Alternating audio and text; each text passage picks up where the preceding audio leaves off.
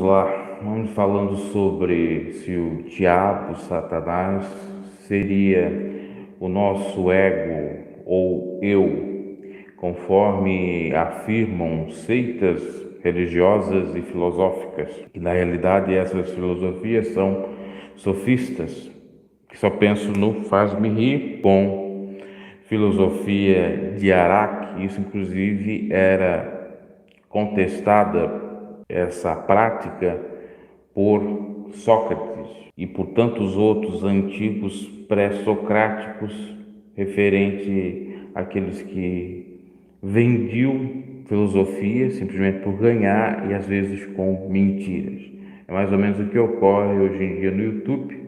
Para ganhar visualização, likes, inscrições, eles vêm com esses temas polêmicos. Ainda se estivesse falando dos temas polêmicos, como eu estou falando aqui, e falasse a verdade, tudo bem, seria menos ruim. Agora ele vem com os temas polêmicos e falando mentiras e doutrinando as pessoas que não têm conhecimento bíblico, que não lê a Bíblia, que estão vulneráveis a esse controle social, a essa doutrina anátema. Lembrando que eu falei no canal, o áudio não ficou muito bem, peço até desculpas, sobre o fanatismo, e lá uma das definições do fanatismo é exatamente você aderir a um sistema ou uma doutrina de forma cega. Então essas pessoas que não conhecem a luz de Cristo, que nunca leram a palavra de Deus, elas têm a tendência de entrar em ambientes ou em lugares ou em agrupamentos, grupos sociais, e de seguir doutrinas anátemas malditas e ficar propagando aquela mentira.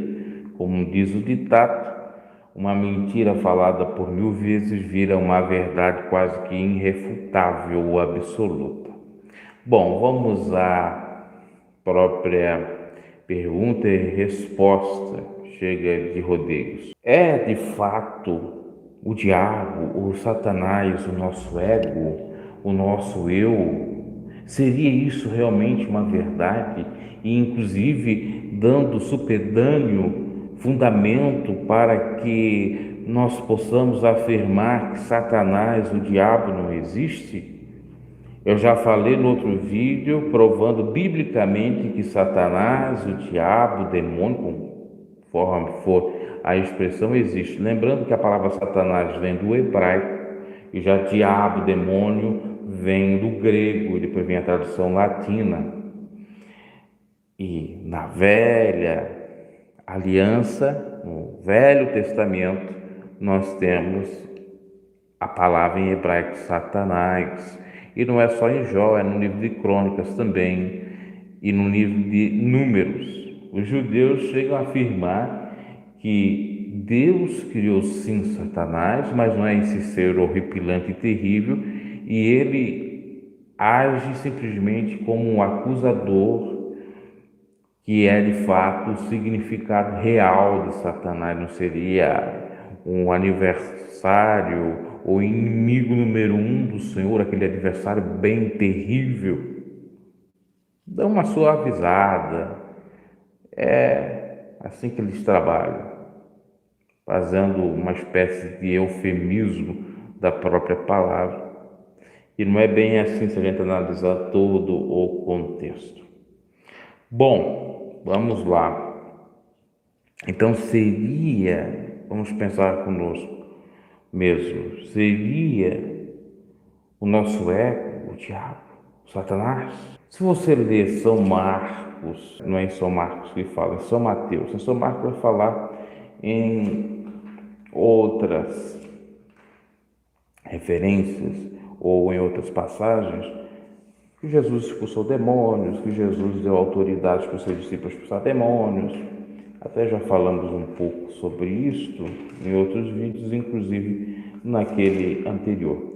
Agora, lá em São Mateus 4, que fala da tentação do Senhor Jesus, imagine só Jesus, que conforme a própria narração bíblica é justo, perfeito e santo.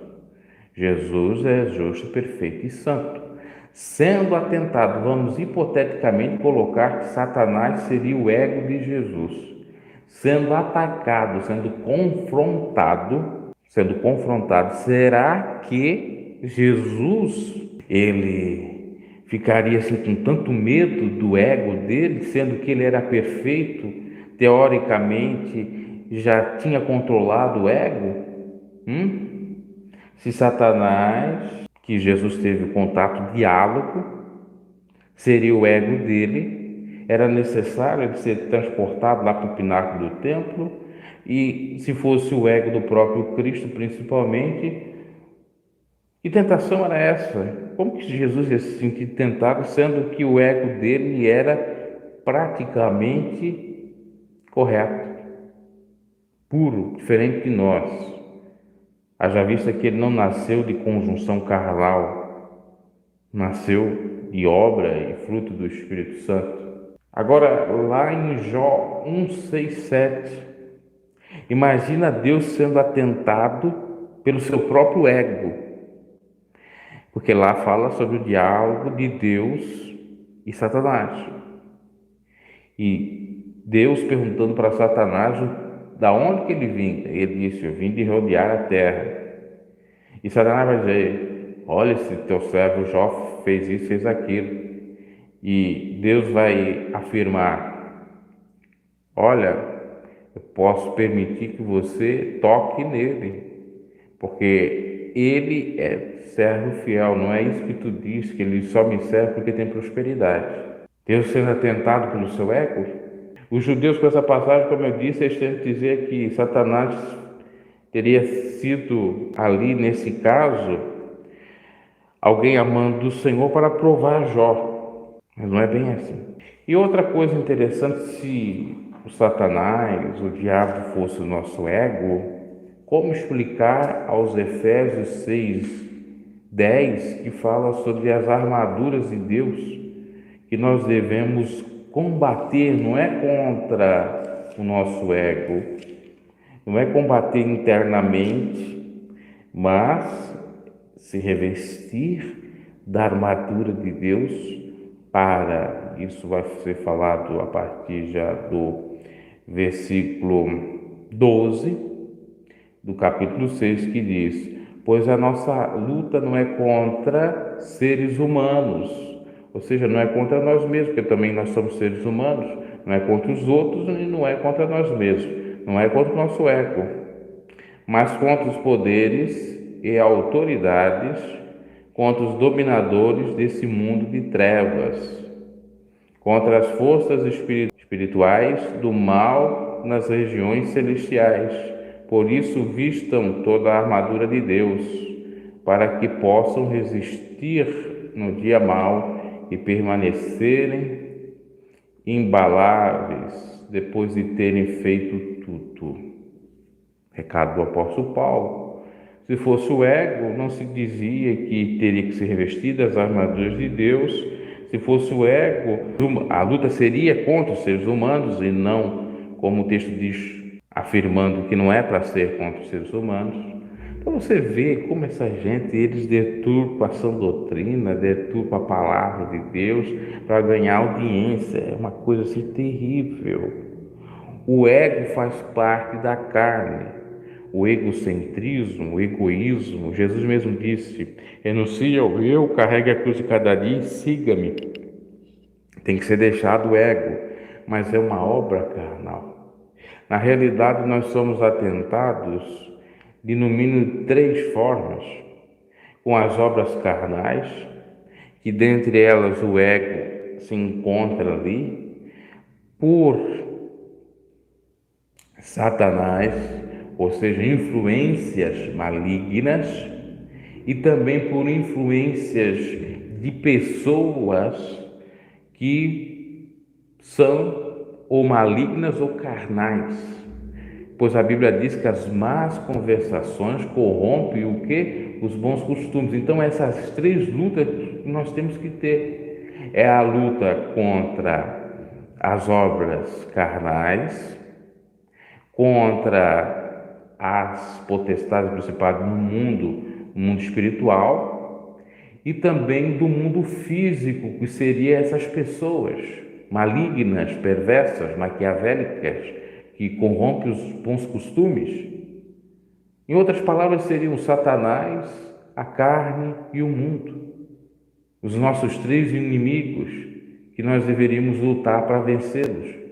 Em nome de Jesus, porque sem Jesus nada podemos fazer, sozinho nós não vencemos. Agora vem um camarada dizer, os camaradas aí no YouTube dizer, não, pera lá, o diabo não existe. E se o diabo existe, é num sentido metafórico, de figura de linguagem, que seria o nosso eu. Bom, esse seria o nosso eu, porque que em Gálatas, capítulo 5, vai falar sobre o quê? As obras carnais. Se era o nosso ego, olha, o nosso ego é o nosso ego. Agora, se fala das obras da carne, inclusive que o ego está ali dentro, que o ego faz parte, então não precisaria ser tão redundante assim e afirmar isso novamente. Bastava dizer, não, o diabo é o nosso ego, o ego corresponde a tantas outras coisas também, não precisa combater as obras da carne. A Bíblia fala de várias formas, porque existe sim esse combate do cristão no mundo espiritual, no mundo da carne, né, do jeito que nós vivemos, do nosso ser, e também no mundo normal, físico. Assim como a Bíblia diz para nós se santificar no corpo, na alma e no espírito. O corpo, que diz respeito à carne, não saciar os desejos da carne, as concupiscências da carne. O espírito, não dá espaço para espíritos imundos, para doutrinas de demônios. E a alma, para nós não se corromper com as más conversações desse mundo que jaz em trevas, jaz no maligno, de pessoas que ainda não aceitaram a Cristo e que só serve para falar mal, fazer mal, enganar, como essas doutrinas aí. Como eu já falei em outros vídeos, existem também 3 tipos de doutrinas: a doutrina do homem, a doutrina de Satanás e a doutrina de Deus. E tem doutrinas que estão sendo disseminadas aí no YouTube, que são doutrinas do diabo e carnais, ou do diabo e do homem junto, concomitantemente. Então fuja disso, tenha muito cuidado, porque o que não falta nos dias atuais, esse é cumprimento da palavra, mais um sinal que Jesus está voltando, é falsos profetas, filósofos, pessoas que aparentemente têm aquela, vamos dizer assim, imagem de piedade. A Bíblia fala sobre isso, que tem aquela cara de piedade, que são piedosos, que são gente do bem, que fazem filantropia, que ajudam o povo, que não sei o quê, mas no fundo, se você for analisar lá, não tem nada de Deus. Outra, não quer dizer que a pessoa que faz filantropia, que ela vai para o céu. Porque o próprio Cornélio fazia filantropia, era um homem de Deus, dava esmolas, mas ele teve que aceitar Jesus e receber o Espírito Santo para ser salvo. Se a pessoa não aceitou Jesus, e aceitar Jesus não é pegar e levantar a mão aqui, eu aceito Jesus, vou aceitar Jesus aqui na igreja. Não, isso aí para mim é um mero sacrifício de tolo, não precisa fazer isso, uma ritualística. Aceitar Jesus é aceitar a palavra dele, aceitar aquilo que ele disse, amar a Deus sobre todas as coisas, o próximo a si mesmo. Se você faz isso na prática, você está aceitando a Jesus. E assim sendo, você vai ter salvação. E agora só falta o quê? O Espírito Santo está na sua vida, que é até um processo automático. Se você continuar na doutrina de Deus, o próprio Espírito Santo vai ser derramado sobre a vossa vida. E também não tem nada a ver Espírito Santo ser derramado com dons, que a pessoa pode não ter nenhum dom e ter o Espírito Santo sobre a sua vida. Dons são para o trabalho na obra. Agora não quer dizer que a pessoa que tenha o Espírito Santo, ela tem que ter dons. Ela pode até ter, se quiser, se despertar, mas isso não quer dizer absolutamente nada. Agora, a oração foi feita sobre Cornélio, e o Espírito Santo de Deus desceu, encheu toda a casa, alguns falaram em línguas, porque uma das manifestações que a pessoa está com o Espírito de Deus é falar em línguas, mas não quer dizer que é a única. A pessoa pode ficar só cheia da alegria do Espírito Santo e já ser confirmado ali o Espírito Santo, porque a Bíblia diz que um dos frutos do Espírito é o gozo, é a alegria. Eu já falei sobre isso aqui no canal também, que é uma outra questão muito delicada e que muitas pessoas não sabem ensinar isso. Por exemplo, a minha avó morreu sem falar em línguas, mas ela sentiu o gozo do Espírito de Deus. E ela aceitou a Cristo e ela procurava, na sua vida prática, fazer o bem ao próximo, amar a Deus em todas as coisas, louvava o Senhor, buscava ser santa naquilo que podia, mas não andava pulando, salapatando e linguarada daqui, linguarada de lá. Não andava. Não tinha Espírito Santo, não foi para o céu, porque a Bíblia diz, lá em Efésios 4:30, se não tiver o Espírito Santo, a qual está selado para o dia da redenção, você vai para o inferno, porque é o Espírito Santo que vai nos salvar e que vai nos arrebatar. Aquela expressão é para o arrebatamento e não tem nada a ver com língua estranha. Língua estranha a gente já vê na Bíblia que é um dos 9 dons, se Deus não quis dar o dom para ela. E depois também tem que checar, porque tem muitas línguas aí que parecem ser dom de Deus, mas nem são. A pessoa copiou a língua das outras pessoas, de outros cristãos sinceros, a pessoa fala às vezes para enganar. Falar em línguas não quer dizer que a pessoa está salva. Quantas pessoas que eu vi caindo endemoniadas falando em línguas, porque o maligno também fala. Então não fico com essa loucura aí de a pessoa para ter o Espírito Santo tem que ter línguas, e para ser salvo tem que falar em línguas. Isso aí é loucura do movimento pentecostal. Por isso que eu digo que o movimento pentecostal é uma fraude. Tem gente que fica ofendida quando eu falo isso. Eu falo porque eu conheço a coisa, eu conheço muito bem. Tanto é que o movimento pentecostal é uma fraude. Existem coisas praticadas nas igrejas pentecostais que não têm embasamento bíblico. E também não tem até referência com aquele que criou o pentecostalismo na terra, William Seymour. Ele foi o bambambam desse movimento. Poderia ter outros, obviamente, eu não descarto, mas ele ficou nos anais da história como o criador desse movimento, em 1906. Agora, olha só o detalhe, ele é o criador e a Assembleia de Deus, ela diz que isso é verdade, ela ratifica que Seymour seja o pai do pentecostalismo, porque foi ele que influenciou de alguma forma Daniel Berg e Gunnar Winding, que eram pregadores batistas e que depois vieram para o Brasil e formaram o movimento da Assembleia de Deus. Só que, olha só, os assembleianos não permitem barba, no máximo bigode. E o William Seymour usava barba. Perceba a contradição, ainda que pequena, mas tem. E por aí vai, tantas outras coisas. Ok, meus caros? Abraço e até uma próxima.